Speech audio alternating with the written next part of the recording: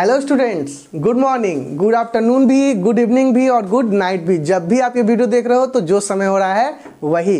तो जैसा कि मुझे और आपको सबको पता है, क्या लॉकडाउन चल रहा है, बोर्ड के एग्जाम हो चुके हैं, पर लॉकडाउन की वजह से रिजल्ट नहीं आई है। आई होप एंड विश बहुत जल्दी आ जाएगा और बहुत अच्छा रिजल्ट आने वाला है। तो उसके बाद क्या, उसके बाद 11 जो 9 10 से बिल्कुल अलग दुनिया में ले जाएगा हमें। क्यों? 11 पर चीज़ें थोड़ी ब्रॉड लेवल पे हो जाती हैं। 9 10 से साइंस में, हम लोग यहाँ साइंस पढ़ेंगे, थंबनेल में तो आपने देख लिया होगा। तो ब्रॉड लेवल पे हो जाती है तो डीप में जाना पड़ता है कि कॉम्पिटिटिव एग्जाम यहीं से आपके शुरू होते हैं। तो यहाँ पे सिलेबस थोड़ा सा डीप में जाएगा, सब कुछ जाएगा। और आज से हम लोग क्या करेंगे, कुछ नया शुरू करने वाले हैं। क्या नया शुरू करने वाले हैं? 11th की बायोलॉजी। और 11th की बायोलॉजी में आप जानते हो क्या पढ़ना है? सबसे पहला unit diversity in the living world. देखो, यूनिट तो वैसे कई सारे हैं, चैप्टर पूरे कितने हैं? 22 है, 22 चैप्टर्स। 22 चैप्टर्स को क्या किया गया? यूनिट्स में बांट दिया गया। अब यूनिट्स में क्यों बांटा गया? क्योंकि वो उससे बिलोंग है। Diversity in the living world ये बहुत ब्रॉड, बहुत बड़ा यूनिट है ना। लेकिन इसमें जब चैप्टर देखोगे, 4 चैप्टर है। कौन कौन से? The living world, biological classification, plant kingdom, animal kingdom. जिसमें से पहला चैप्टर तो बहुत ही छोटा है ना, लेकिन इंपॉर्टेंट है। तो हम लोग क्या करेंगे ना, अगर एक यूनिट पूरा खत्म करने लगे तो हो सकता है कुछ बच्चे बोर हो जाएं कि एक ही तरह की चीज़ें पढ़ रहे हैं। नहीं, कुछ बच्चों का तो यही मानना है बायोलॉजी क्या होती है? बोरिंग होती है। लेकिन बायोलॉजी बोरिंग नहीं है। बोरिंग उनको लगती है जो अच्छे से नहीं पढ़ते हो, आप समझने की कोशिश नहीं करते, आप बायोलॉजी को रट लेते हो। ठीक है, कुछ चीज़ें मेमोराइज करनी पड़ती है, याद करनी पड़ती है। याद तो सब में करना पड़ता है, मैथ में भी करना पड़ता है, केमिस्ट्री में भी करना पड़ता है। सब में कुछ ना कुछ चीज़ें मेमोराइज करनी पड़ती है। बायोलॉजी में क्या चीज़ों कॉन्सेप्ट के जरिए आप समझोगे तो चीज़ें क्या हो जाएंगी, बहुत आसान हो जाएगी। बायोलॉजी अपने आप में है क्या? अपने बारे में जानना है, खुद के बारे में, कि हमारा बॉडी कैसे फंक्शन करता है, हमारा नेचर हमसे कैसे इंटरेक्ट करता है, हमारे ऊपर क्या प्रभाव डालता है ना। हम कहाँ से आए, हमारी उत्पत्ति कैसे हुई है, हमारे एंसेस्टर कौन है, हम किनसे नज़दीकी रिलेटेड है। ये सारी चीज़ें जानना अपने आप में कितनी इंटरेस्टिंग बात है। और इन चीज़ों का जवाब हमें कौन देता है? बायोलॉजी। और बायोलॉजी दूसरी चीज़ से जुड़ा हुआ है, फिजिक्स से जुड़ा हुआ है, बायोफिजिक्स हो जाता है। केमिस्ट्री से जुड़ कर क्या होता है? बायोकेमिस्ट्री। आप केमिस्ट्री पढ़ोगे तो ऑर्गेनिक केमिस्ट्री आ जाएगा, बायोमॉलिक्यूल्स आ जाएंगे। तो ऐसा नहीं कि बायोलॉजी एक अलग दुनिया का साइंस है, ये बाकी साइंस के सेक्टर से जुड़ा हुआ। मैथ भी इसमें आ जाएगा, है ना। जब फिजिक्स आ रहा है तो मैथ भी आएगा, कैलकुलेशंस भी करने होंगे आपको।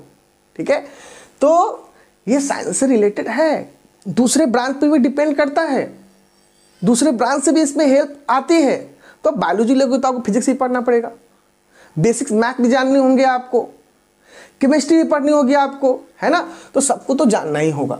तो यहाँ पे क्या है कि हम लोग क्या करेंगे, यहाँ पे चैप्टर कोई एक यूनिट से उठा लेंगे, उसको कंप्लीट करेंगे, फिर किसी दूसरे यूनिट का कोई चैप्टर लेंगे, जिससे क्या हो, इंटरेस्ट बना रहे, चीज़ें बोरियत भरी ना हो। ठीक है ना, और समझ समझ कर पढ़ेंगे।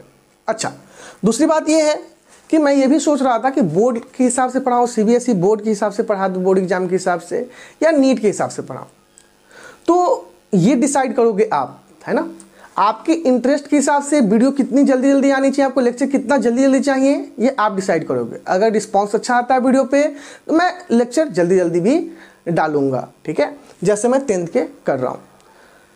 अगर उतना इंटरेस्ट नहीं आता है तो फिर मैं थोड़ा टाइम लेके आराम से, क्योंकि देखता हूँ क्या कैसा रिस्पॉन्स आता है और किस चीज़ के लिए आता है, आपको बोर्ड एग्जाम के लिए चाहिए या नीट के लिए चाहिए, उसके हिसाब से, है ना। तो अभी मैं क्या कर रहा हूँ, अभी मैं बोर्ड के हिसाब से पढ़ाऊंगी, अभी मैं मिक्स कर देता हूँ। ठीक है ना, पहला लेक्चर है हमारा, तो मैं इसमें बोर्ड नीट दोनों को मिला जुला कर पढ़ा देता हूँ, जिससे आपका लगभग दोनों कंप्लीट हो जाए। अब कहोगे दोनों में अंतर क्या है? देखो, अंतर कुछ खास नहीं है, सिलेबस वही है। बोर्ड में क्या है, बेसिक चीज़ों के बारे में ज़्यादा जानना है ना। तो बेसिक चीज़ों के बारे में ज़्यादा, एनसीईआरटी, बाइबल हो गया, गीता हो गया, कुरान हो गया, दोनों के लिए, नीट के लिए भी और सीबीएसई बोर्ड वालों के लिए भी, चाहे कोई भी बोर्ड हो, है ना। तो उसको तो आप line by line, word by word आपको समझना ही है। हर कुछ, उसका एक वर्ड भी ऐसा ना हो कि छूट जाए, उसका भी अपना एक मतलब है। हमेशा साथ रखो उसको, हमेशा उससे चिपक के रहो, है ना। लेकिन अब क्या, उसे डेप्थ में जाने की बात है। तो अगर आप नीट के लिए प्रिपेयर करो तो आपका बेसिक थोड़ा क्लियर होना चाहिए, पहली बात, है ना। और दूसरी बात, हम वहाँ पे डीप डेप्थ तक जाएंगे, कोई टर्म जब आएगा तो उसमें हम सब कुछ जानेंगे उसके बारे में। जबकि बोर्ड के लिए उतना जरूरी नहीं है, बोर्ड के लिए आपको बेसिक चीज़ों को क्लियर करते हुए जाना है और चीज़ें खत्म हो जाएंगी, है ना। लेकिन हर टर्म को आपको समझना होगा। ऐसा नहीं कि बोर्ड है तो आपको कोई चीज़ इंपॉर्टेंट नहीं है, वो इंपॉर्टेंट नहीं, बोर्ड भी बहुत इंपॉर्टेंट है, क्योंकि 10-12 के मार्क्स ही तो आपके आगे मायने रखने वाले हैं, तभी तो आप चीज़ों के लिए प्रिपेयर कर पाओगे, है ना। तो आप समझ गए, नीट में बेसिक चीज़ों पे कम, डेप्थ पे ज़्यादा ध्यान देंगे, बेसिक क्लियर होंगी ही, तभी तो आप नीट का प्रिपरेशन कर रहे हो, है ना। और बोर्ड है तो आप बेसिक चीज़ों पे ज़्यादा ध्यान दोगे, लेंदी क्वेश्चन पे ज़्यादा ध्यान दोगे, कैसे लिखना है उस पर ज़्यादा ध्यान दोगे, ठीक है। तो अभी मैं क्या कर रहा हूँ, दोनों को मैं साथ में लेकर चल रहा हूँ। तो अब क्या है कि हम यहाँ पे पढ़ने वाले diversity in the living world, यहाँ पे हम चीज़ों को समझने वाले हैं, ठीक है। बायोलॉजी से डरने की जरूरत है बच्चों, है ना। बायोलॉजी बहुत ही इंटरेस्टिंग सब्जेक्ट है, अगर आप ये ले रहे हो या लेने का सोच रहे हो तो समझ के पढ़ोगे तो सब समझ में आ जाएगा, चीज़ें आसान हो जाएगी। अगर आपने रटने की कोशिश की तो किताब आपको माउंट एवरेस्ट से भी ऊंचा लगेगा, है ना। कॉन्सेप्ट आपको माउंट एवरेस्ट से भी ऊंचा लगेगा और उसको उठाना, उसको संभालना मुश्किल हो जाएगा। तो रेगुलरिटी बरतनी होगी और क्या करना होगा, ध्यान से इंटरेस्ट के साथ चीज़ों को समझ के पढ़ना होगा। क्योंकि इंटरेस्ट कैसे आएगा, ये तो डिपेंड करता आप पे और मुझ पे, पढ़ाने वाले पे, पढ़ने वाले पे, ठीक है। तो मैं तो इंटरेस्टिंग बनाने की कोशिश तो करूँगा ही कि आपको मज़ा भी आए और समझो भी। देखो, diversity in the living world, यहाँ पे चीजें इन और द को छोड़ देते हैं, इंग्लिश वाली चीज़ों पे उतनी ध्यान नहीं देंगे कि प्रीपोजिशन वगैरह, कंजक्शन, आर्टिकल वगैरह से हमको मतलब नहीं है। हम किस पे ध्यान देंगे, हम टर्म पे ध्यान देंगे, है ना। तो यहाँ पे कौन से दो टर्म आ गए, एक डाइवर्सिटी और दूसरा कौन सा, लिविंग वर्ल्ड। लिविंग वर्ल्ड तो हमारा चैप्टर ही है पहला, वो तो ठीक ही है। डाइवर्सिटी क्या है, डाइवर्सिटी वैसे हमने 9th में भी पढ़ रखा है ना। लेकिन मैं मान के चलूंगा, जब मैं पढ़ाऊंगा तो मैं ये मान के चलूंगा कि मेरे बच्चों ने कुछ भी नहीं पढ़ रखा है, उनको शुरू से बताना है, थोड़ा थोड़ा हिंट जरूर देना है। लेकिन अगर आपने पढ़ रखा है तो बहुत अच्छी बात है, आपको ज़्यादा अच्छे समझ में आएगा, है ना। तो मैं तो मान के चलूंगा ना कि एकदम बेसिक से मुझे पढ़ाना है ना, तभी तो चीज़ें रिकॉल होंगी। 11th में चीज़ें क्या होती है, बदल जाती हैं, जो 9th 10th में रहती है उससे चीज़ें ब्रॉड हो जाती है, तो ब्रॉड की तरफ बढ़ रहे हैं हम लोग, तो ब्रॉड की तरफ जाते हैं। डाइवर्सिटी हमारा क्या था, 9th में भी था और यहाँ पे भी डाइवर्सिटी आएगा। डाइवर्सिटी मतलब क्या होता है, वैरायटी, विविधता, है ना। हिंदी में विविधता कहते हैं इसे, और मतलब क्या, वैरायटी। वैरायटी आप जानते हो ना, आप मिठाई की दुकान में तो गए ही हो, है ना। तो आप क्या करते हो, वैरायटीज देखते हो। समोसे की दुकान में जाते हो, समोसे की दुकान एक ही जैसे समोसे होते हैं ना, लेकिन अलग अलग दुकान में स्वाद क्या हो जाता है, चेंज हो जाता है। तो समोसा तो ऐसा ही है, ट्रायंगुलर शेप का ही होता है, आलू भी वही होता है, बादाम भी वही होता है, तेल भी वही होता है, लेकिन टेस्ट में चेंज आता है ना, साइज में चेंज आता है ना। आप दो जगह के समोसे को बता सकते हो ना, अलग अलग है। मिठाइयों में अंतर होता है ना, मिठाई की वैरायटीज होती है ना, अलग अलग बहुत सारी। उसी तरह लिविंग ऑर्गेनिज्म की भी यहाँ पे लिविंग वर्ल्ड है ना। लिविंग वर्ल्ड की क्या है, वैरायटी है, जिसके बारे में पढ़ना है। लिविंग वर्ल्ड क्या हो गया, मतलब हम और आप जिसमें लाइफ हो, है ना। लिविंग एंड वर्ल्ड, लिविंग मतलब लाइफ, जिसमें जीवन हो, जो क्या कर सकता हो, क्या कर सकता है ये पता चलेगा इसमें ना, अभी नहीं। तो अभी तो बस ये समझ गए जिसमें जीवन हो उसके बारे में, और जीवन जहाँ रहता है उसे क्या कहेंगे, वर्ल्ड, मतलब लाइफ जहाँ रहती है, जहाँ एग्जिस्ट करती है उसे क्या कहेंगे, लिविंग वर्ल्ड। तो लिविंग वर्ल्ड में लाइफ की डाइवर्सिटी होनी चाहिए, अलग अलग प्रकार होने चाहिए, उसमें डिफरेंसेज होना चाहिए, है ना। डिफरेंसेज आप तो ह्यूमन में भी डिफरेंसेज निकाल सकते हो, अफ्रीकन लोग हमसे अलग है, चाइनीज लोग हमसे अलग है ना। अलग अलग रीजन में रहने वाले लोग भी एक दूसरे से अलग होते हैं, तो लोगों में भी डाइवर्सिटी है, नहीं, विविधता है, डिफरेंसेज है, आप बता सकते हो, अंतर स्पष्ट कर सकते हो, है कि नहीं। बिल्कुल। आप अपने आसपास ऑर्गेनिज्म को देखो, क्या हम पेड़ पौधे से सिमिलर है, क्या है, नहीं है ना। तो क्या हम डॉग से सिमिलर है क्या, कैट से सिमिलर है क्या, काउ से सिमिलर है क्या, हाँ कुछ सिमिलैरिटीज हैं, पर किसी से ज्यादा और किसी से कम। रेप्टाइल से, एक स्नेक से, एक लिजार्ड से हम कम सिमिलर हैं, और एक काउ से, एक डॉग से, एक कैट से, एक चिंपैंजी से हम क्या है, ज्यादा सिमिलर है। क्योंकि रेप्टाइल क्या देता है, अंडे देता है ना। जबकि मैमल्स क्या देते हैं, बच्चे देते हैं, ह्यूमंस की तरह। तो ये सारी चीजें कैसे पता चलेगी, जब हम डाइवर्सिटी को जानेंगे।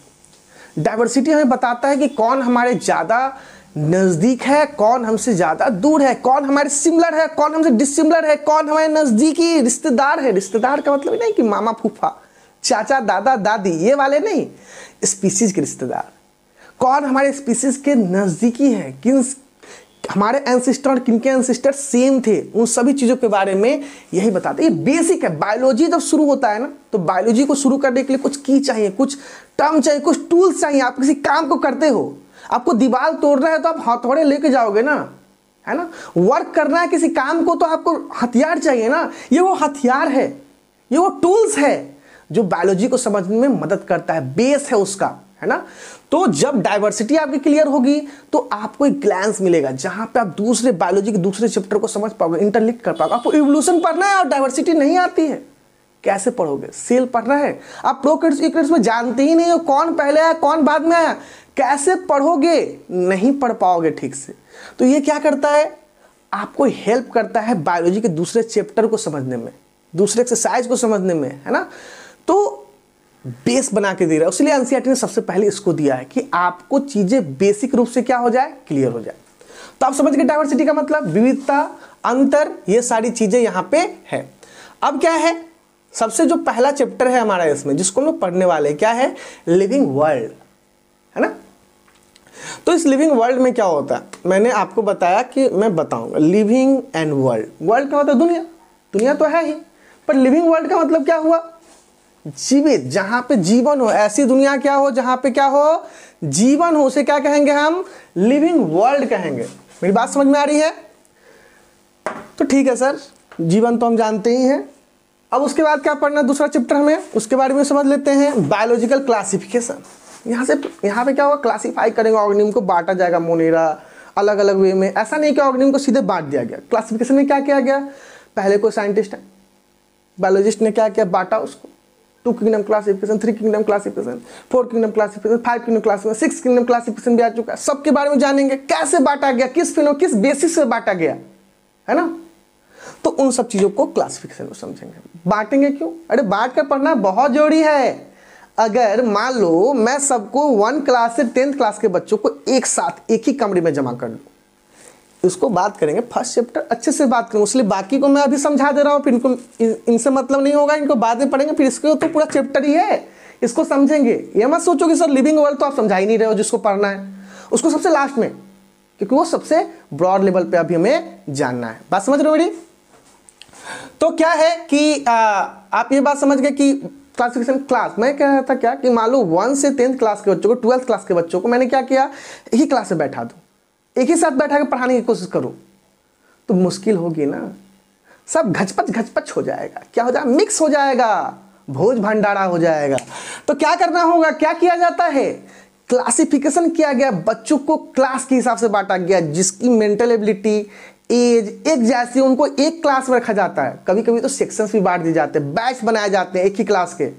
नहीं, जो बच्चे पढ़ने में ज़्यादा अच्छे होते हैं उनके लिए एक बैच की, उन पे क्या किया जाए, अलग से ध्यान दिया जा सके कि उनको एक्स्ट्रा ऑर्डिनरी क्वेश्चन मतलब हॉट क्वेश्चन भी दिए जा सके।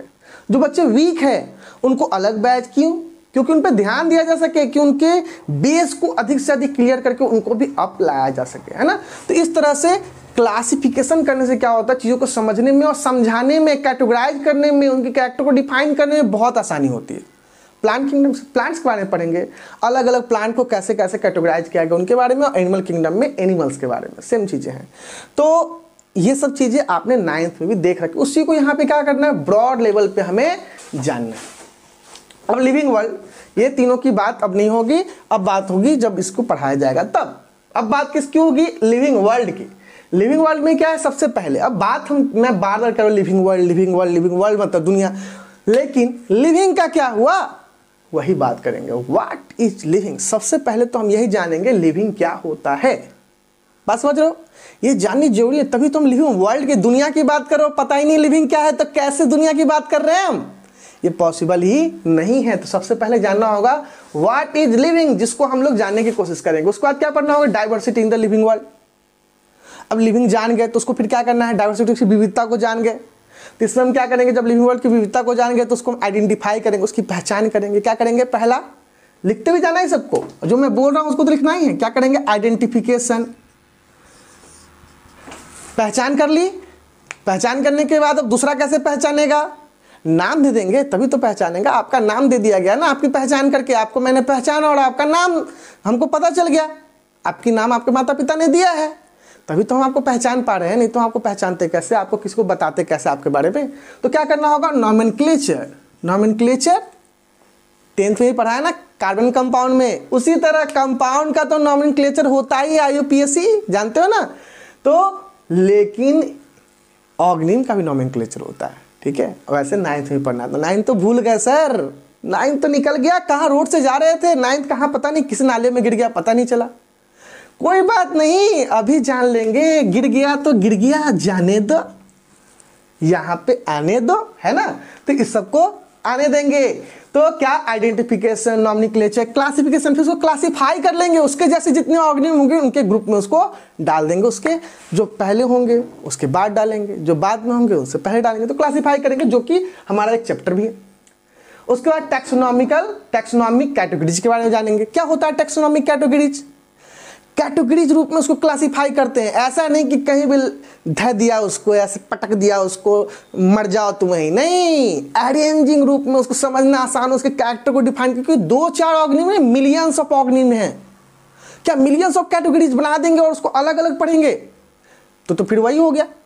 कैटेगरी बनाया ही इसीलिए गया है कि स्टडी क्या हो सके, आसान। क्लासिफिकेशन क्लास में बच्चों को ही इसलिए बैठाया गया है कि क्लास में सारे बच्चों को एक साथ पढ़ाना आसान हो। क्योंकि अगर मैं 1-1 घंटे भी सबको पढ़ाऊं, 24 घंटे में मैं 24 बच्चों को ही पढ़ा पाऊंगा। अगर मैं कुछ भी ना करूं उसके अलावा, तो खाऊं भी ना, सोऊं भी ना, बाथरूम भी ना जाऊं, तो भी मैं क्या करूंगा, 24 घंटे मैक्सिमम 24 स्टूडेंट को ही पढ़ा पाऊंगा। अगर अकेला उसका स्टडी करूँ, स्टडी कराऊं तो।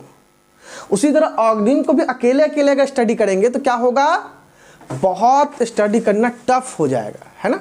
बात समझ रहे हो? स्टडी क्या हो जाएगी, बहुत ही टफ हो जाएगी। तो क्या करेंगे, उसको टैक्सोनॉमिक कैटेगरीज में बांट देते हैं, जिससे क्या हो जाए, स्टडी आसान हो जाए, इजी हो जाए, इजी, है ना। क्लास में बांट दें। कैसे क्लास में? तो जैसे स्पीसीज में, जीनस में, क्या चीज में, ये जानते, याद आ रहा है 9th का कुछ? सर बताया तो गिर गया नाले में, कोई बात नहीं, जाने दो, इन सारे नॉलेज को आने दो, है ना। स्पीसीज से किस में, जीनस में, जीनस से किस में, फैमिली, ऑर्डर, क्लास, ये सब याद आ रहा है? नहीं सर, तो जाने दो। फाइलम, किंगडम, अब तो आ गया ना, तो आने दो, है ना। तो जो नहीं आ रहा है उसको जाने देंगे, जो आ रहा है उसको आने देंगे। यहाँ पे सब कुछ आना चाहिए, बाकी पहले का चला गया तो कोई बात नहीं। उसके बाद क्या है, टेक्सोनॉमिकल एड्स के बारे में। इसमें देखो, इसमें कैटेगरी में सजा देते हैं, वो तो ठीक है। टेक्सोनॉमिकल एड्स क्या होता है? अब इनको सजाया गया है, इनको अरेंज किया गया है, नॉमेनक्लेचर किया गया, तो इनके लिए कुछ टूल्स की जरूरत होगी ना स्टडी करने के लिए, बाद में भी लोग उसको क्या कर पाए, स्टडी कर पाए।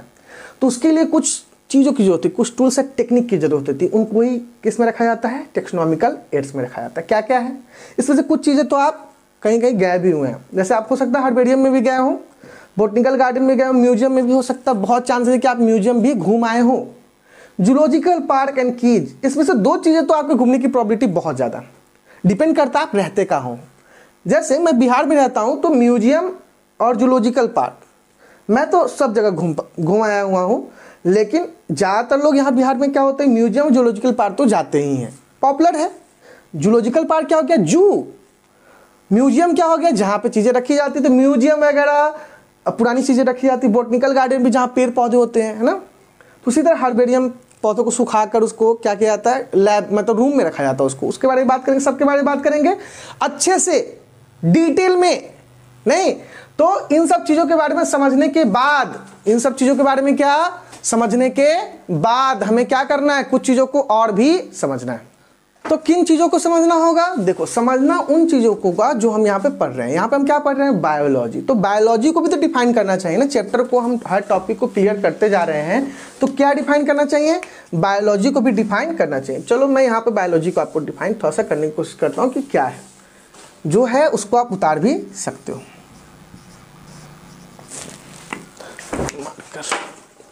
हाँ, तो बायोलॉजी काहे से बनता है, बायोलॉजी 2 शब्द से बनता है। नाम क्या, बायो प्लस लॉजी, या लोगस कहो। लोगस मतलब, लोगस से लॉजी बना है, तो क्या हो गया, बायो मतलब लाइफ, बायो मतलब लाइफ, और लॉजी मतलब स्टडी। तो study of life, study of living organism, study of living things, इनकी स्टडी क्या कहलाती है, बायोलॉजी कहलाती है।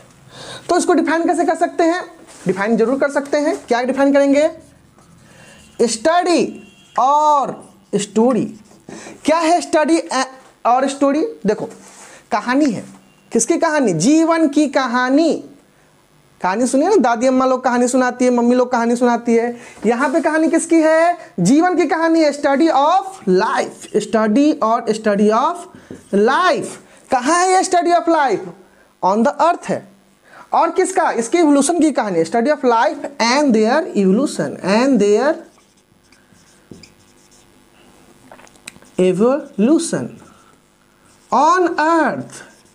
क्या हो गया? मतलब बायोलॉजी क्या है? स्टडी है या कहानी है जिंदगी की और उसके उत्पत्ति की, कैसे कैसे उसमें बदलाव आए। एक तो आ नहीं गया ना।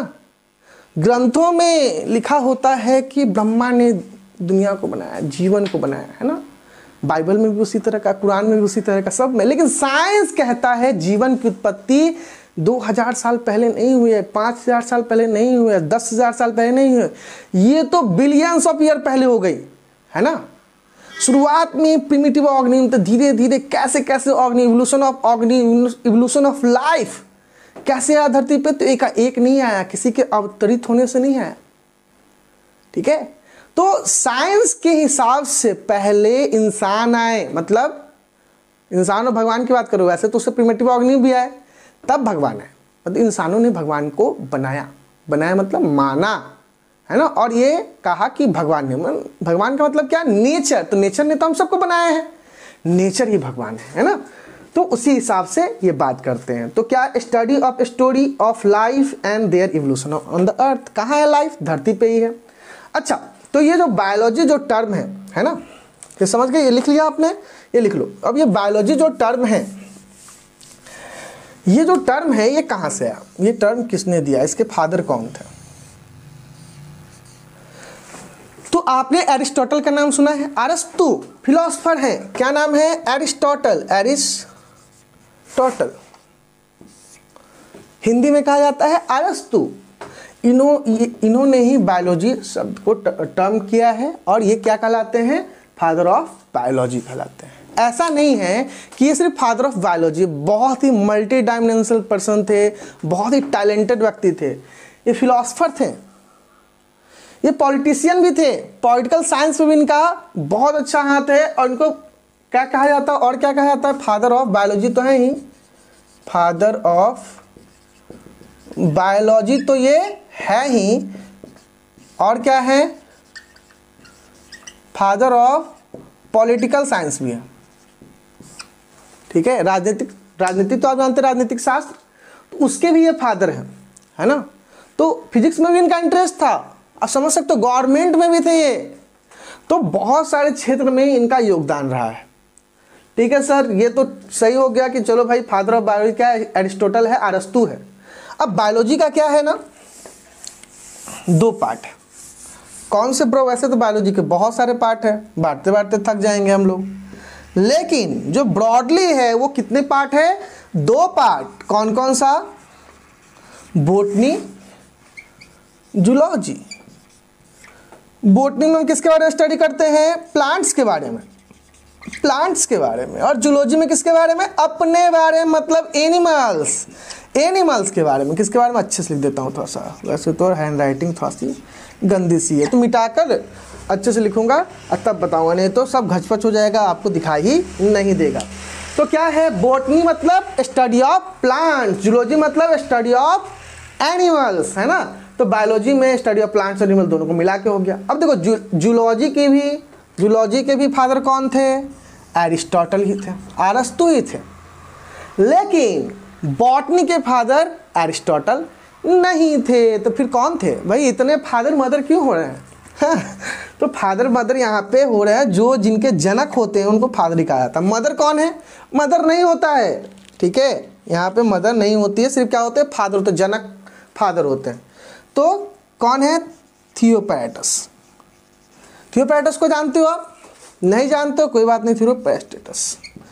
थियोपैरैटस क्या थे? फादर ऑफ बोटनी थे। तो आप इसको अच्छे से याद ही कर लो, लिख लो अच्छे से, अपने हिसाब से थोड़ा अरेंज कर लेना। मैंने थोड़ा गंदे तरीके से लिख दिया तो आप इसको अरेंज कर लो। अब मैं अच्छे तरीके से लिख देता हूँ, ठीक है, चीज़ों को आप समझाने के लिए।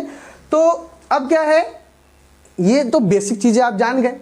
अब क्या पढ़ना है हमें, व्हाट इज लिविंग, लिविंग क्या है। तो चलो उसको जानते हैं। मैं इसको थोड़ा सा अच्छे से लिख देता हूं, आप इसको तब तक पॉज करके अच्छे से लिख लो।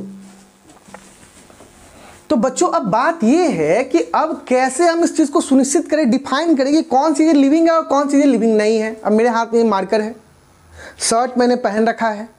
अब मैं कहूँ ये शर्ट मेरा लिविंग है, ये मार्कर मेरी लिविंग है, तो आप कहोगे नहीं है, तो मैं कहूँगा क्यों, कैसे नहीं है। कोई कैरेक्टर होगा, कोई फीचर होगा, कोई ऐसा टर्म होगा ना जिसके बेसिस पे कुछ ऐसी बातें होंगी ना जिसके बेसिस पे आप कह सकते हो कि ये चीज़ें ये मार्कर नहीं करता, या ये चीज़ें मार्कर करता है, ये चीज़ें आप करते हो, या ये चीज़ें सर्ट करता है, ये चीज़ें नहीं करती है, उसीलिए लिविंग है, या ये चीज़ लिविंग नहीं है। वो फीचर क्या है, वो कैरेक्टर क्या है जो चीज़ों को आइडेंटिफाई करते, सुनिश्चित करती है, डिफाइन करती है कि वो चीज़ लिविंग है या नहीं है। हमें डिफाइन करना होगा इस मार्कर को, हमें अपने आप को, किसी लिजर्ड को, किसी स्नेक को, कि वो क्या है, लिविंग है, कैसे डिफाइन करेंगे। किसी भी लिविंग प्लांट्स को मैं कह दूं कल प्लांट्स को ये प्लांट लिविंग नहीं है, आप कहोगे लिविंग है, मैं कहूँगा कैसे है, मैं तो बात कर रहा हूँ, प्लांट बात नहीं कर रहा। तो कैसे हम डिफाइन, क्या बात करना लिविंग कैरेक्टर का डिफिनेशन है, क्या बात करना डिफाइन कर सकता है, क्या चलना डिफाइन कर सकता है। जो चीज़ चलती हैं क्या वो चीज़ें लिविंग होगी, कार चलती है तो क्या कार लिविंग हो जाएंगी, नहीं। तो कैसे हम डिफाइन करेंगे, तो यहाँ पे कुछ फीचर्स आपको बताया गया जिससे हम डिफाइन कर सकते हैं कि कौन सी चीज़ें लिविंग है और कौन सी चीज़ें नहीं है। देखो ये चीज़ें 10th में डिफाइन की गई, लेकिन 10th में थोड़ी अलग है और 12th में थोड़ी अलग है। 10th में चीज़ें बता तो दी जाती है लेकिन उसमें कोई खोट नहीं निकाला जाता, ठीक है, कोई एक्सेप्शंस नहीं बताए जाते, उनमें डीप में नहीं जाया जाता।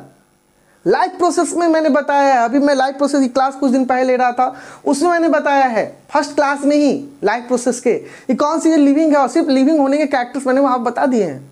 यहाँ पे भी कैरेक्टर्स तो वही हैं, लेकिन यहाँ पे चीज़ों को हम ब्रॉड स्केल पे पढ़ने जा रहे हैं। अब क्या है, कुछ ऐसे फीचर्स है जो डिफाइन करते कोई चीज़ लिविंग है या नहीं है। क्या क्या है वो फीचर्स, ग्रोथ, बढ़ना। क्या होता है बढ़ना, पहले मैं छोटा बच्चा था, बड़ी शरारत करता था, अब बड़े हो गए हैं, अब भी शरारत करते हैं, है ना।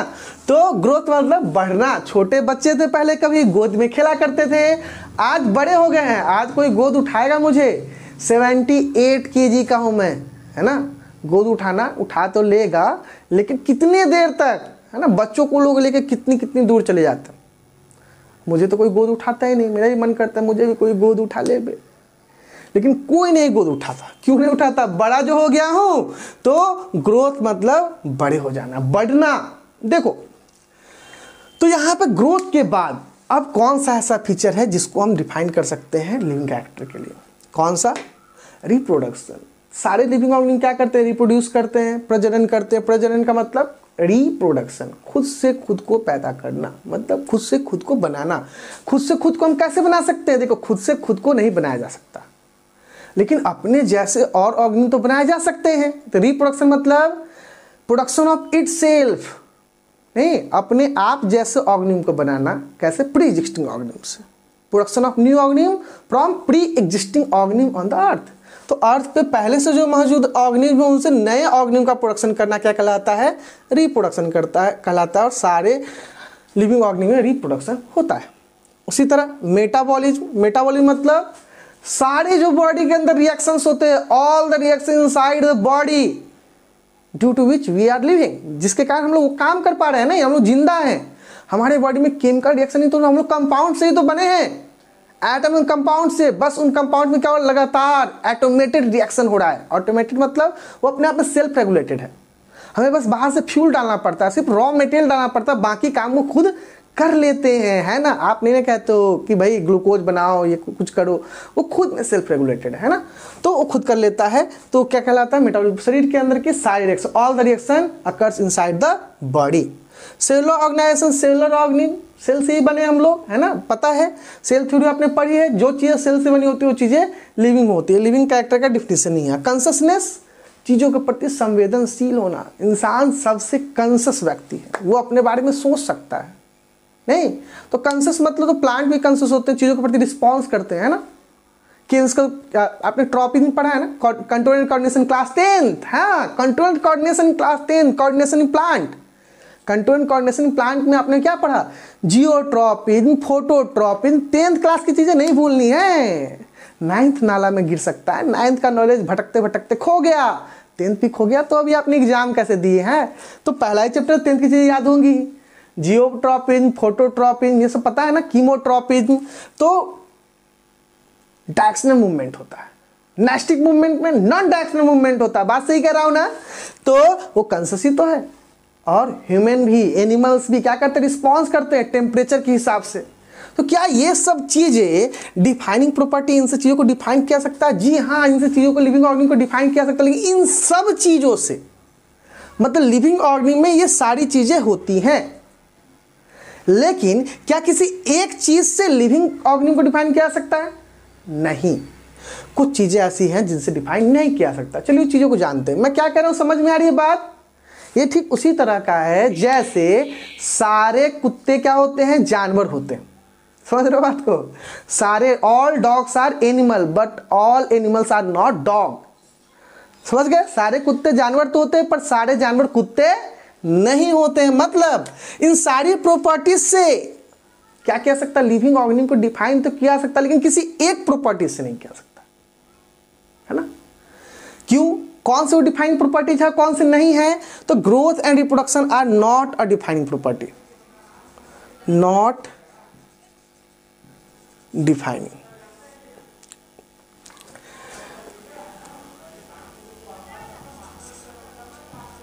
डिफाइनिंग नहीं है। और बाकी जो तीनों हैं वो क्या है? वो डिफाइनिंग प्रॉपर्टीज। मतलब इनसे, ग्रोथ और रिप्रोडक्शन से में क्या है, कुछ चीजें ऐसी है जो लागू नहीं होती है, मतलब वो लिविंग में नहीं होती हैं, वो नॉन लिविंग चीजें भी कर लेती हैं। There are some exceptions. Defining मतलब जिसमें एक्सेप्शंस नहीं हो, और नॉट डिफाइनिंग मतलब जिसमें एक्सेप्शन हो, कंडीशनल हो, है ना? तो सिर्फ ग्रोथ से अकेले से वो नहीं हो पाएगा, रिप्रोडक्शन से नहीं हो पाएगा, मेटाबॉलिज्म, सेलुलर ऑर्गेनाइजेशन और कंसिस्टेंस से हो पाएगा। चलिए देखते हैं कैसे हो पाता है और कैसे नहीं हो पाता है। तो आप समझ गए यहाँ पे क्या हो गया, एक्सेप्शंस हैं, और यहाँ पे क्या है, नो एक्सेप्शंस। समझ गए? लिखना है तो लिखते भी जाइए। सबसे पहले किसके बारे में पढ़ने वाले हैं? ग्रोथ के बारे में, है ना? ग्रोथ मतलब बढ़ना। क्या, कौन सा बढ़ना है? यहाँ पे फिजिकल ग्रोथ की बात करें, मेंटल ग्रोथ की बात नहीं कर रहा हूँ कि मान लीजिए मैं बड़ा हो गया और पागल हो गया, बच्चे की तरह कर रहा हूँ तो सर आप छोटे हो गए, नहीं, ऐसा नहीं। यहाँ पे बात किसकी हो रही है? फिजिकल ग्रोथ की। तो ग्रोथ का मतलब क्या होता है, बढ़ने का मतलब क्या होता है, बढ़ते कैसे हैं? देखो, ग्रोथ हम कैसे करते हैं, खा खा के। ये बात फिक्स है। कोई कहे घर पे रिश्तेदार, अरे बेटा, अरे बेटी, तुम तो बहुत बड़ी हो गई, तो कहो अंकल ऑप्शन नहीं था ना, खा जो रहा हूं, है ना? तो खाते खाते क्या हो जाते हैं हम लोग, बड़े हो जाते हैं। छोटे बच्चे से कितना खा चुके हैं हम लोग, है ना? और कितना खा चुके हैं, बहुत ज़्यादा, बहुत बहुत ज़्यादा।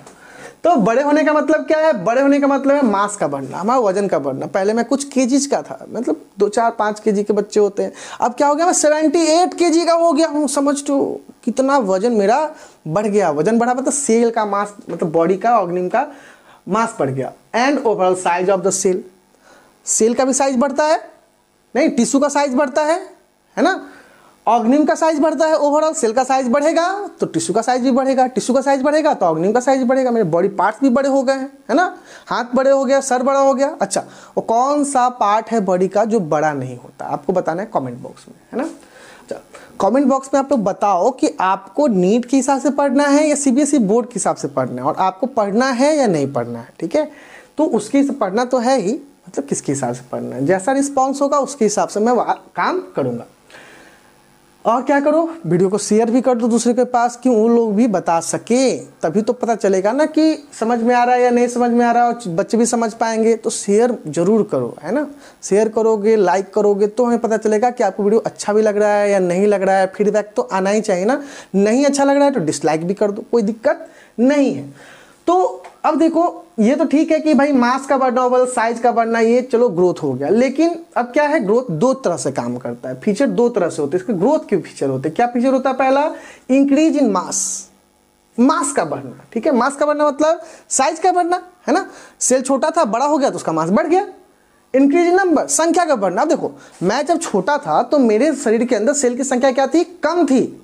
मैं बड़ा हो गया तो सेल की संख्या क्या हो गई? ज्यादा हो गई। अब देखो, ऐसे भी समझ सकते हो, मेरे अंदर भी किडनी है, इंसान के अंदर भी किडनी होता है, चूहे के अंदर भी किडनी होता है, और हाथी के अंदर भी किडनी होता है ना? तो हाथी का किडनी तो थोड़ा बड़ा होगा, इंसान से तो बड़ा ही होगा ना। और चूहे की किडनी हमारे इतना बड़ा तो हो नहीं सकता, हाथी इतना बड़ा तो हो नहीं सकता है, जितना हाथी की किडनी होता है तो चूहा ही होता है ना। तो चूहे की किडनी क्या होगा, छोटा होगा। तो इसका क्या मतलब है, चूहे का किडनी का सेल का साइज छोटा छोटा होगा और हाथी के किडनी के सेल का साइज बड़ा बड़ा होगा, यही ना। अरे गधे, ऐसा बिल्कुल, अगर आप ऐसा सोच रहे हो तो गधे हुआ, ऐसा बिल्कुल नहीं है। सेल का साइज नहीं बढ़ता है, सेल का साइज उतना ही रहता है। सेज हाथी में भी उतना ही बड़ा है और चूहे में भी उतना ही बड़ा है, टाइम तक ही बढ़ सकता है, उसके बाद वो नहीं बढ़ेगा, ठीक है। मैच्योर होने के बाद वो नहीं बढ़ता है। फिर क्या होता है, असल में हाथी में सेल की संख्या ज़्यादा है, किडनी में सेल की संख्या क्या है, इंसानों की सेल की संख्या से कहीं ज़्यादा है, चूहे से बहुत ज़्यादा है, उसीलिए उनकी किडनी बड़ा है। तो मतलब नंबर भी बढ़ सकता है ना। जब सेल के नंबर बढ़ते हैं तब भी क्या होता है, ग्रोथ होता है ऑफ सेल्स। तो सेल का मास बढ़ना, सेल का नंबर बढ़ना, सेल का बड़ा होना, सेल की संख्या का बढ़ना, ग्रोथ का फीचर है। ग्रोथ का डुअल फीचर हो गया। कैसे फीचर हो, dual feature, increase in mass, increase in number. समझ रहे हो, बिल्कुल समझ रहे हो, क्यों नहीं समझोगे, समझना तो है ही, समझना पड़ेगा। तो अब क्या, ग्रोथ कैसा होता है, growth is permanent and irreversible process. Irreversible मतलब आप एक बार बड़े हो गए तो हो गए। अब आपका मन कर रहा है, मेरा मन कर रहा है, मैं बच्चा होता तो कितना अच्छा होता। अरे ये तो रैम्स बन गया है ना। हाँ, बच्चा होता तो कितना अच्छा होता। मैं अपने बचपन को याद करता हूँ, स्कूल टाइम को याद करता हूँ, जब मैं छोटा था तुम्हारे साथ खेला करता था नहीं रहेगा। अब कितना भी चाहोगे है में चला जाए, प्रेजेंट में चला जाए, तो वो नहीं हो सकता है। क्यों, वो पास्ट है। रिवर आप ग्रोथ कर चुके हो, इनरिवर्सिबल रिएक्शन नहीं है। एक बार ग्रोथ हो गया तो हो गया, वापस आप नहीं जा सकते, परमानेंट हो गया, परमानेंट ग्रोथ है ना। तो क्या समझे, इरिवर्सिबल एंड परमानेंट। सेल का ग्रोथ होता है, नंबर बढ़ गया तो घटेगा नहीं, साइज बढ़ गया तो घटेगा नहीं, सेल बड़ा होने के बाद छोटा नहीं होगा, समझे। तो ये हो गया। अब कहोगे ग्रोथ होता कैसे, या ग्रोथ क्यों होता है, मतलब हो क्यों रहा है, ग्रोथ कारण क्या है ग्रोथ का, what is the cause of growth, what is the reason behind the growth. नहीं जानना तो होगा, जानना है ग्रोथ क्या होता है, क्यों होता है, क्या होता है, तो जान गए। क्यों होता है वो जानने की कोशिश करते हैं। ड्यू टू मेटाबॉलिज्म, अभी पढ़ा था हमने मेटाबॉलिज्म के बारे में, कहाँ गया, इधर है। रिएक्शंस ऑफ बॉडी में होते हैं, उनका परिणाम है, उनका रिजल्ट है क्या, ग्रोथ। हम जो बढ़ते हैं बॉडी में हो रहे रिएक्शन के कारण बढ़ते हैं। अच्छा, बॉडी में रिएक्शन होते हैं उसके कारण ग्रोथ हो जाता है। मुझे तो लगा बॉडी में रिएक्शन से क्या होता है, एनर्जी निकलती है, हम लोग काम कर पाते हैं। नहीं, तो काम तो करते हैं, उसके कारण भी, मेटाबॉलिक कारण भी एनर्जी निकलता है, वो भी उसमें आता है, सही बात है। लेकिन ग्रोथ भी किसकी वजह से होता है, मेटाबॉलिज्म की वजह से ही होता है। तो कॉज ऑफ ग्रोथ क्या है, ड्यू टू मेटाबॉलिज्म, ठीक है। ऐसा क्या होता है सर मेटाबॉलिज्म में कि शरीर बढ़ जाता है, बॉडी का साइज बढ़ जाता है, नंबर बढ़ जाते हैं, मास बढ़ जाता है। देखो, मेटाबॉलिज्म में दो तरह के रिएक्शन होते हैं, एक होता है सिंथेटिक रिएक्शन, एक होता है डिस्ट्रक्टिव रिएक्शन। सिंथेटिक मतलब बनना, सिंथेसिस करना, बनना, नए चीजों का निर्माण होना, समझ रहे हो ना, फॉर्मेशन करना। डिस्ट्रक्टिव मतलब तबाही, पढ़ के तबाही मचा देनी है। क्या दुनिया में इतने अच्छे से पढ़ो, इतना नॉलेज हासिल करो, सिर्फ इसलिए नहीं कि बस एग्जाम पास करना, नॉलेज आपके लिए, आपको जानना। और बायोलॉजी में तो अपने बारे में जान रहे हैं, क्यों ना जाने, ऐसे भी जनरल तौर पे भी जानना चाहिए। नहीं, आपका बॉडी काम कैसे करता है, अगर आप इसको अच्छे से जानोगे तो आप क्या कर पाओगे, अपने लाइफ को ठीक ढंग से जी पाओगे, है ना, अपने हेल्थ को कंट्रोल कर पाओगे, इन्वायरमेंट की इंपॉर्टेंस को समझ पाओगे। तो बायोलॉजी उसीलिए इंपॉर्टेंट है। तो यहाँ पे मेटाबॉलिज्म में सिंथेटिक रिएक्शन होता है जिसमें सिंथेसिस होता है, और डिस्ट्रक्टिव रिएक्शन होता है जिसमें चीजें डिस्ट्रक्ट हो जाती हैं, मतलब टूट जाती हैं। मतलब सिंथेटिक रिएक्शन मतलब formation of substance, destructive reaction मतलब ब्रेक डाउन ऑफ सबस्टांस, ठीक है। तो सिंथेटिक रिएक्शन को प्यार से कहते हैं एनाबॉलिज्म, मतलब फॉर्मेशन ऑफ न्यू सबस्टांस, और डिस्ट्रक्शन रिएक्शन को कहते हैं कैटाबॉलिज्म, प्यार से कहते हैं। वैसे आप नफरत से भी कहोगे तो भी आपको कैटाबॉलिज्म ही कहना पड़ेगा, आप उसको एनाबॉलिज्म नहीं कह सकते, ये आपकी प्रॉब्लम है ना। तो एनाबॉलिज्म हो गया सिंथेटिक रिएक्शन और कैटाबॉलिज्म हो गया डिस्ट्रक्टिव रिएक्शन। इसमें चीज़ें बनती हैं, इसमें चीज़ें टूटती हैं। बार बार क्यों बता रहे हो, समझ तो गए हैं, सही बात है, आप समझ गए। तो एनाबॉलिज्म में क्या हुआ, क्या चीज़ें बनेगी, फॉर एग्जाम्पल जैसे बॉडी में हार्मोन्स बनते हैं, अमीनो एसिड से प्रोटीन बनता है, डिफरेंट टाइप के कार्बोहाइड्रेट बनते हैं, जिससे आपके ग्लूकोज आपके बॉडी में डाइजेस्ट हो गया। लेकिन स्टोर किस फॉर्म में हो रहा है लीवर में? ग्लाइकोजेन के फॉर्म में, है ना। तो वो क्या हुआ? एनाबॉलिज्म से बना। इंसुलिन शरीर में निकल रहा है तो इंसुलिन बनेगा कैसे? एनाबॉलिज्म प्रोसेस से। बात समझ में आ रहा है? समझ रहे हैं ना। और इंसुलिन कर क्या रहा है? ग्लूकोज को इकट्ठा करा दे रहा है ग्लाइकोजेन के फॉर्म में। कहाँ? लीवर एंड स्केलेटल मसल में स्टोर हो जाता है वो, फिर धीरे धीरे पूरे दिन उसका यूज करते रहते हैं। तो इंसुलिन ने जो स्टोर करा, ये क्या प्रोसेस है? ये एनाबॉलिज्म प्रोसेस है। वो बना रहा है ग्लाइकोजेन को, ठीक है, ग्लूकोज को जोड़कर, सिंपल कार्बोहाइड्रेट से कॉम्प्लेक्स कार्बोहाइड्रेट के फॉर्म में। डिस्ट्रक्टिव प्रोसेस, तोड़ देना, जैसे डाइजेशन, जैसे रिस्पिरेशन। रिस्पिरेशन में क्या करते हो? रिस्पिरेशन में क्या करते हैं हम लोग? रिस्पिरेशन में करते क्या है?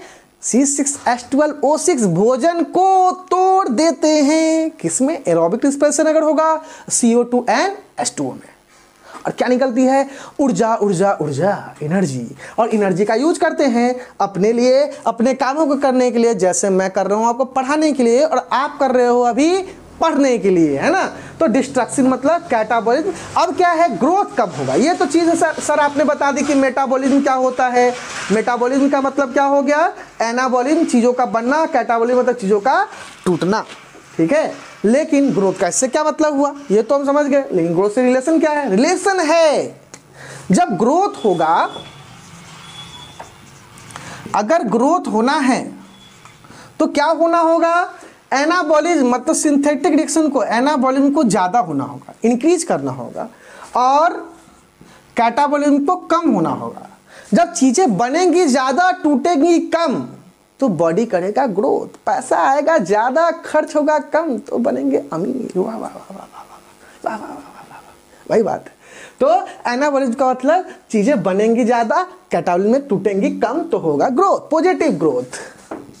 बूढ़े हो गए, कहा ना मैंने, इरिवर्सिबल, वापस नहीं। देखो कैसे रिवर्स करेंगे, ग्रोथ कैसे वापस जाता है। यहाँ पे क्या मैं बता रहा हूँ, इरिवर्सिबल का मतलब क्या हुआ? क्या हुआ? Negative growth. निगेटिव ग्रोथ होता है क्या? आपने बोला इरिवर्सिबल है, नहीं जाएगा वापस, फिर आप कैसे लिख दो निगेटिव ग्रोथ? अगर टूटे ज़्यादा और क्या हो, बने कम। लॉकडाउन चल रहा है, कमाई कुछ नहीं है, खर्चा हो रहा है, कमाई कुछ नहीं है, तो क्या हो रहा है? बन रहा है कम और टूट रहा है ज़्यादा। नहीं, तो सिंथेसिस कम हो और डिस्ट्रक्टिव प्रोसेस क्या हो? ज़्यादा हो, तो ग्रोथ कहाँ चला जाएगा? निगेटिव में। कहाँ होता है ये?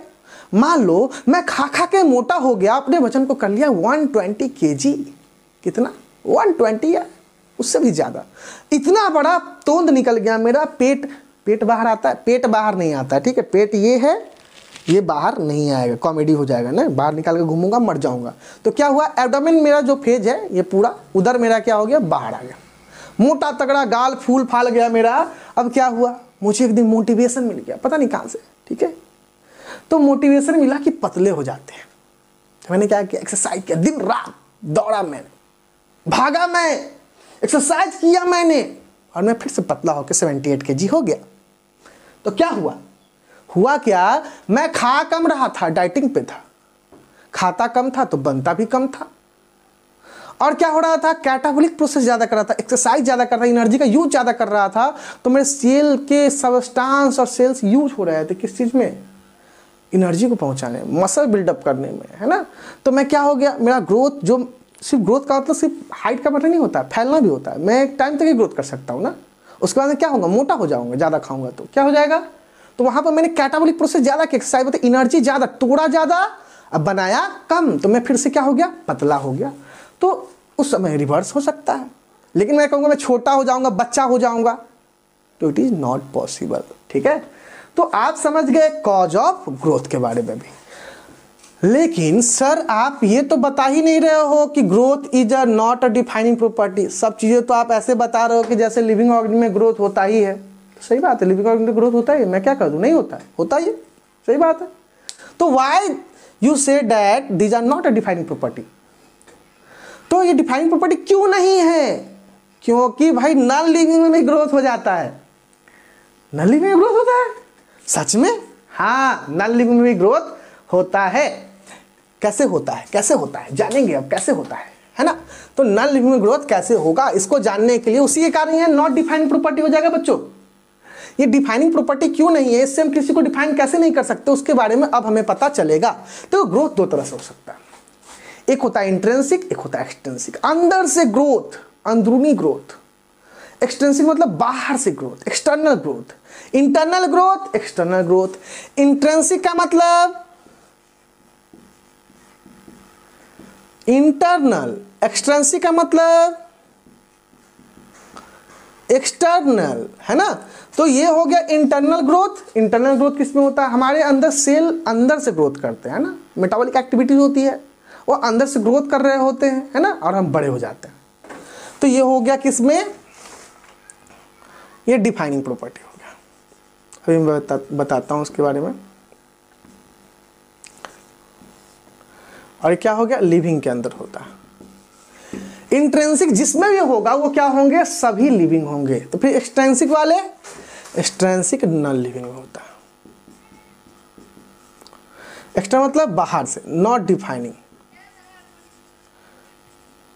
ये लिविंग ऑर्गेनिज्म को डिफाइन बिल्कुल कर ही नहीं सकता है। समझ रहे हो, सीरियस हो जाओ, हमेशा मजाक नहीं करूंगा मैं। हाँ। तो इंट्रिंसिक मतलब इंटरनल ग्रोथ, मतलब अंदर से ग्रोथ। एक्सट्रिंसिक मतलब बाहर से ग्रोथ। जैसे बाहर से क्या हुआ सर, इंटरनल तो ठीक है समझ गए, अंदर से सेल ग्रोथ करता है। एक्सट्रिंसिक बाहर से क्या हुआ, माउंटेन्स के बारे में सुना आपने। माउंटेन्स की हाइट हर साल थोड़ी बहुत बढ़ जाती है, बर्फ के चादर जम जाते हैं माउंटेन्स पे, जिसके कारण उसकी हाइट बढ़ जाती है। सैंड मॉल्स को आप जानते हैं, बालू के जो छोटे छोटे टीले बन जाते हैं उनको सैंड मॉल्स कहा जाता है। तो वो घटते बढ़ते रहते हैं, वो जब तूफान आता है तो छोटे छोटे टीले एक जगह से गायब हो जाते हैं और दूसरी जगह फिर ऊंचे हो जाते हैं, तो हाइट उनकी बढ़ जाती है, ग्रोथ हो गया ना। छत मेरा पहले 1 मंजिल था, फिर 2 मंजिल बना लिया मैंने, क्या हो गया, ग्रोथ हो गया। वो कैसा ग्रोथ है, एक्सटर्नल ग्रोथ। वहां पे ओवरलैपिंग हुआ है, कोटिंग हो गया है, सरफेस पे कुछ चीजें जम गई हैं, बर्फ के चादर जम गए हैं, चीजें थोड़ी बड़ी हो गई, लेकिन कैसा, एक्सटर्नली हो रहा है। छत मैंने बनाया तो बाहर से पत्थर ला के रख दिया, ईंट ला के रख दिया, बालू सीमेंट छर ला के रख दिया ना, तो एक्सटर्नल है। अब क्या हुआ, माउंटेन भी बढ़ते हैं तो क्या माउंटेन लिविंग हो जाएंगे, नहीं। बर्फ के पहाड़ भी बढ़ते हैं तो क्या वो लिविंग हो जाएंगे, नहीं। सैंड मॉल्स भी बढ़ते हैं सर, क्या वो लिविंग हो जाएंगे, नहीं। हम लोग बढ़ते हैं क्या लिविंग हो जाएंगे, हाँ हम लोग लिविंग हैं, कोई शक की बात नहीं है। तो ग्रोथ लिविंग में होता है, पर कुछ नॉन लिविंग में भी ग्रोथ हो रहा है। कैसा ग्रोथ, एक्सटेंसिव ग्रोथ। उसीलिए सिर्फ ग्रोथ के बेसिस पे आप चीजों को डिफाइन नहीं कर सकते हैं कि वो चीजें मतलब वो चीजें लिविंग है या नहीं है। चीजें क्लियर हुई, क्यों यहाँ डिफाइनिंग नॉट डिफाइनिंग लिखा हुआ, पता चला ग्रोथ के बारे में कि why growth is non defining property for to say object living और नॉन लिविंग, ठीक है, वो नहीं है। क्यों, क्योंकि एक्सटेंसिव चीजें एकदम क्लियर हो गई है ना। तो अब क्या है कि ये बातें तो हो गई एक्सटेंसिव इंट्रिंसिक वाली कि अंदर से बाहर से ग्रोथ हो रहा है। लिख लेना इसको अच्छे से, यहाँ पे सैंड मॉल्स वगैरह सब माउंटेन वगैरह भी आप लोग खुद से दे लेना, जगह नहीं है, मिटाऊंगा नहीं मैं, तो आप खुद से लिखो, है ना, सब कुछ मैं ही लिख दूँ। अब देखो क्या है, ग्रोथ के बारे में बात करते हैं। क्या है ग्रोथ, इनडिटर्मिनेंट हो सकता है, और ग्रोथ क्या हो सकता है, डिटर्मिनेंट हो सकता है। इनडिटर्मिनेंट और डिटर्मिनेंट क्या है, ये क्या है ये, तो क्या है इस बारे में हम जानेंगे, अभी जानेंगे। क्या होता है इनडिटर्मिनेंट, मतलब अनलिमिटेड, अनंत तक बढ़ते रहेंगे, नहीं कहते हैं, आगे बढ़ते जाना है, बढ़ते जाना, रुकना नहीं है, थकना नहीं है। तो वही बात है, इनडिटर्मिनेंट का मतलब अनलिमिटेड ग्रोथ। जैसे प्लांट में होता है अनलिमिटेड ग्रोथ, प्लांट कभी भी रुकता नहीं है, हमेशा बढ़ता जाता है। तो कैसा ग्रोथ हो गया, अनलिमिटेड ग्रोथ। और डिटर्मिनेंट का मतलब लिमिटेड ग्रोथ, लिख दूं मैं, अनलिमिटेड, लिमिटेड किसमें होता है, अनलिमिटेड प्लांट्स में, किसमें होता है, एनिमल्स में। तो इनडिटर्मिनेंट का अनलिमिटेड ग्रोथ किसमें होगा, प्लांट्स में, हमेशा बढ़ते जाएंगे, हाइट बढ़ती जाएगी। लेकिन डिटर्मिनेंट का मतलब लिमिटेड, एक टाइम तक ही मैं बढ़ूंगा, उसके बाद बड़ा नहीं होऊंगा, मोटा हो सकता हूँ, हैं मना रहे हो क्या, मोटा हो जाऊं, नहीं, होना होगा हो जाऊंगा, खाना बंद नहीं कर सकता मैं, समझे। डिटर्मिनेंट, लिमिटेड ग्रोथ, एनिमल में, ठीक है। तो चीजें क्लियर हो गई। क्वेश्चन क्या आएगा एग्जाम में आपको, क्वेश्चन इससे मान लीजिए ग्रोथ से तो आ सकता है बहुत सारे क्वेश्चन, लेकिन एक क्वेश्चन क्या आ सकता है कि ग्रोथ क्या है, डिफाइनिंग प्रॉपर्टी है या नहीं है। एनसीईआरटी में फर्स्ट में ही लिखा हुआ है क्या, growth is not a defining property to say object is living और नॉन लिविंग। लिविंग को लिविंग कहने के लिए ग्रोथ डिटरमाइनिंग प्रॉपर्टी नहीं है। तो आप कहोगे डिटरमाइनिंग प्रॉपर्टी नहीं है तो हम लिख देंगे नॉट, नो। लेकिन क्वेश्चन ऐसे नहीं आएगा, क्वेश्चन आएगा कि इंट्रिंसिक ग्रोथ डिटरमाइनिंग प्रॉपर्टी है या नहीं है। और आपने रट लिया, अगर आपने रट लिया क्या कि ग्रोथ डिटरमाइनिंग प्रॉपर्टी नहीं है, नहीं है, नहीं है, नहीं है, नहीं है, और आपको इंट्रिंसिक ग्रोथ आपने आया, आपने इंट्रिंसिक पर ध्यान ही नहीं दिया, आपने देखा ग्रोथ डिटरमाइनिंग प्रॉपर्टी, आपको अरे ये तो मुझे पता है, एनसीईआरटी में पढ़ा है, और आपने लगा दिया टिक, तो हो गई गलती। तो समझ के पढ़ने में और रट्टा मारने में यही अंतर है। जब समझ के पढ़ते हो तो आपको पता रहता है इंट्रिंसिक मतलब वो डिफाइनिंग प्रॉपर्टी है, इससे आप किसी चीज़ को बता सकते हो कि वो लिविंग है, पर एक्सट्रिंसिक से आप नहीं बता सकते हो, मतलब ओवरऑल ग्रोथ से आप नहीं बता सकते हो। तो चीज़ें क्लियर हैं, अब इसके बारे में आपको एकदम सी चीज़ें क्लियर होगी। अब बारी किसकी, रिप्रोडक्शन की, है ना। तो रिप्रोडक्शन के बारे में जानेंगे।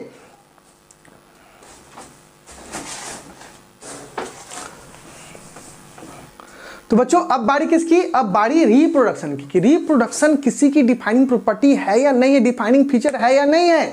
तो मैंने तो पहले ही बता दिया था कि reproduction is not defining property, है ना, किसी को लिविंग करने के लिए डिफाइनिंग प्रॉपर्टी नहीं है। तो क्यों है या क्यों नहीं है, इस चीज़ों के बारे में डिस्कस करना होगा। तो सबसे पहले रिप्रोडक्शन के बारे में जान लेते। रिप्रोडक्शन होता क्या है, अपने जैसे ऑर्गेनिज्म को बनाना, प्रोड्यूस करना।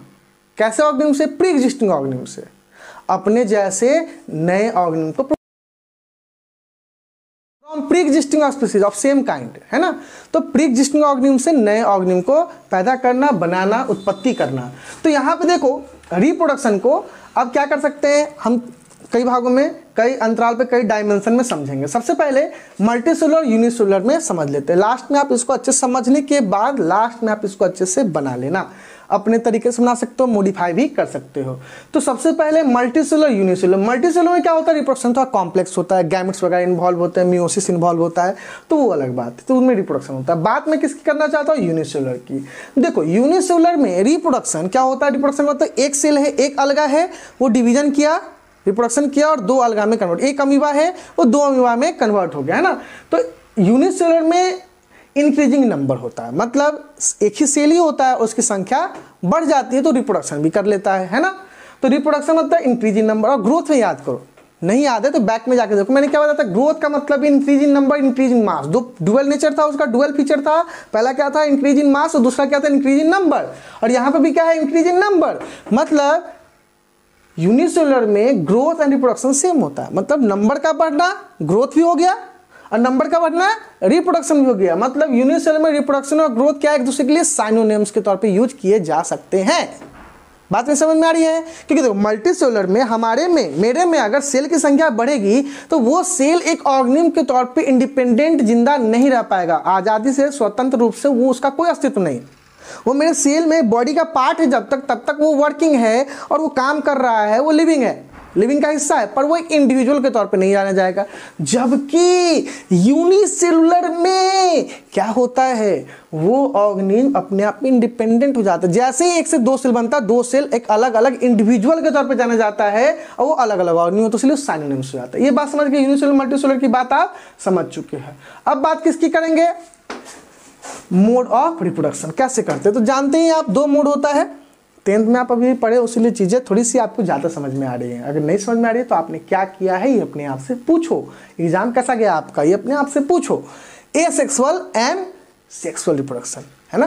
तो एसेक्सुअल रिप्रोडक्शन और सेक्सुअल रिप्रोडक्शन क्या होता है, तो सीधी सी बात है, सेक्सुअल उसे कहते हैं जिसमें गैमेट इन्वॉल्व होता है, जैसे मियोसिस होता है, जैसे फर्टिलाइजेशन होता है, ये थोड़ा कॉम्प्लेक्स प्रोसेस है। तो ये क्या हो गया, ये सेक्सुअल। सेक्सुअल ये कॉम्प्लेक्स प्रोसेस, इसमें गैमेट्स आते हैं, स्पर्म, ओवा, पॉलन ग्रेन्स, ये सारी चीज़ें इसमें इन्वॉल्व होती हैं। जबकि एसेक्सुअल में ये सारी चीज़ें नहीं होती हैं, मतलब नॉट लगा लो बस, गैमेट्स नहीं होते हैं, फर्टिलाइजेशन नहीं होता है, मियोसिस नहीं होता है, स्पर्म ओवा का कोई मतलब यहाँ पे नहीं है।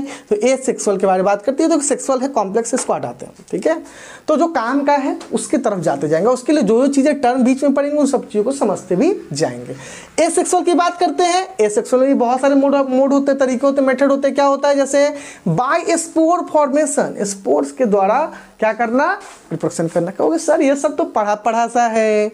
जी हाँ, 8 क्लास में ही पढ़ा आपने, है ना। 8 क्लास में भी बर्डिंग वगैरह के बारे में, फर्मेंटेशन रीजनरेशन के बारे में पढ़ा।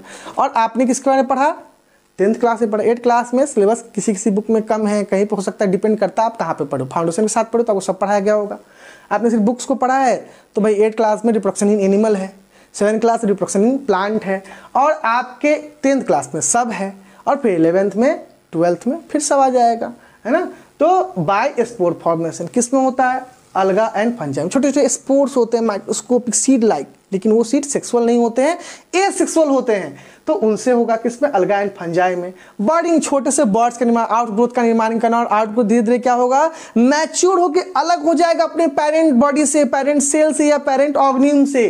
किसमें, इससे यूनिसेलुलर नॉन ग्रीन प्लांट है, और हाइड्रा क्या है, मल्टीसेलुलर सिंपल ऑर्गेनिज्म है, सिंपल एनिमल है।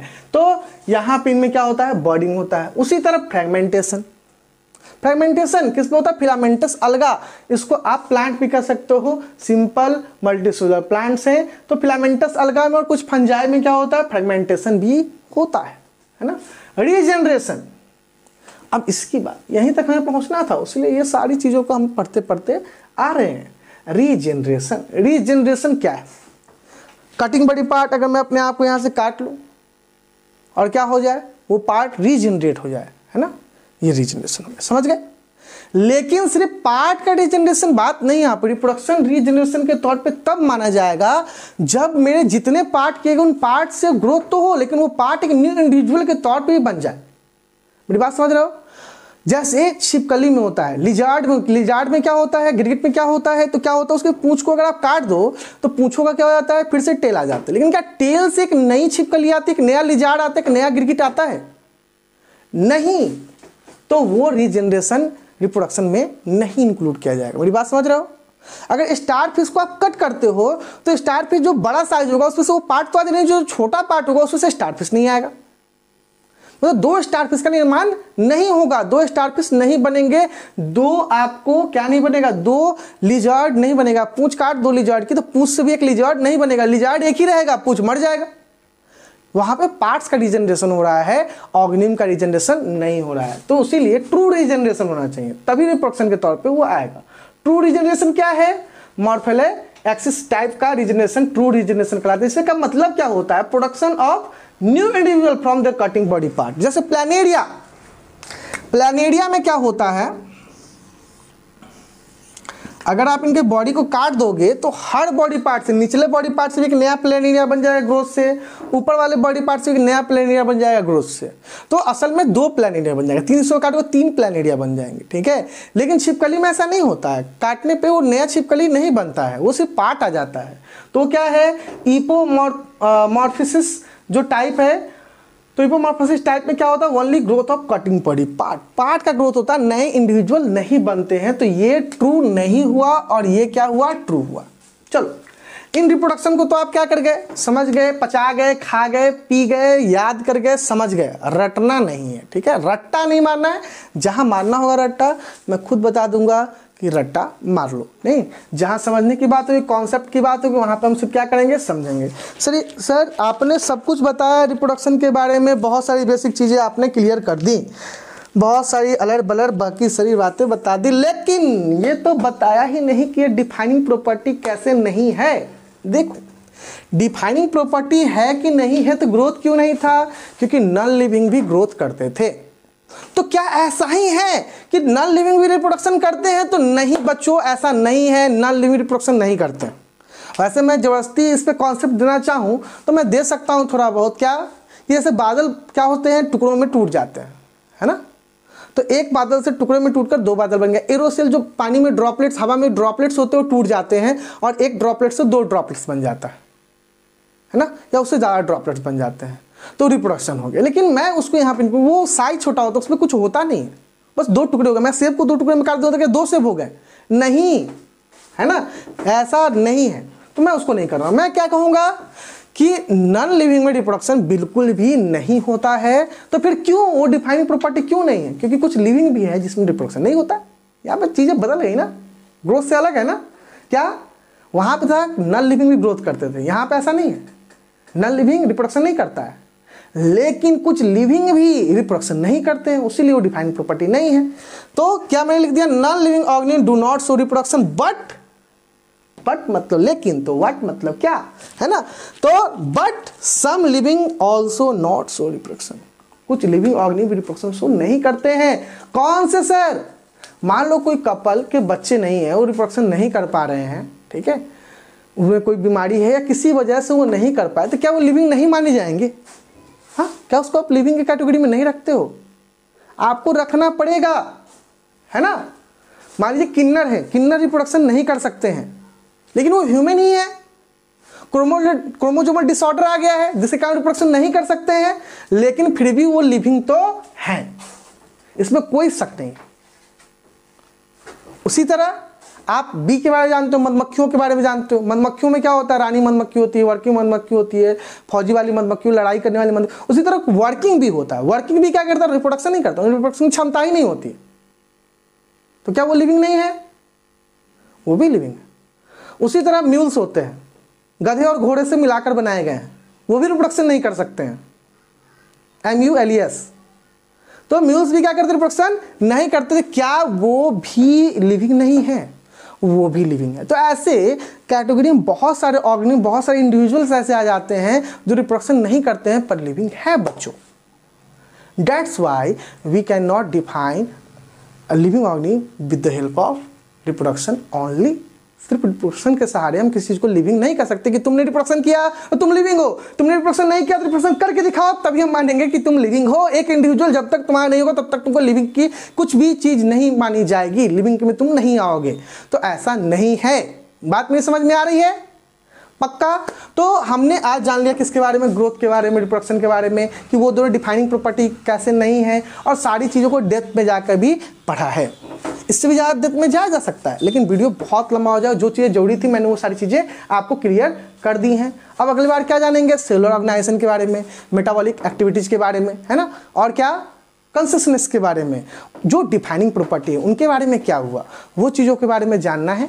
तो आपको अगर पढ़ना है उन चीज़ों के बारे में, ये लेक्चर अच्छा लगा तो वीडियो को तो लाइक करना ही है, नहीं अच्छा लगा तो डिसलाइक कर दो, कोई बात है तो कमेंट कर दो, ठीक है। और अपनी राय जरूर देना जो मैंने पूछा है कि आपको क्या पढ़ना, बोर्ड लेवल पे या नीट लेवल पे, ठीक है, या मिक्स करके ही आपको चलेगा, तो वो आप बताओ, ठीक है। वीडियो को शेयर कर दो, ठीक है, जिससे मुझे पता चले कि रिस्पांस कैसा आ रहा है। उसी हिसाब से मैं वीडियो फ्रीक्वेंसी मैं उसी हिसाब से रखूँगा जिस हिसाब से मुझे रिस्पांस आएंगे।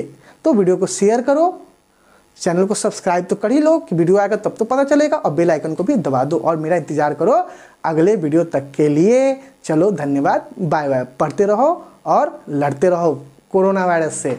बाय।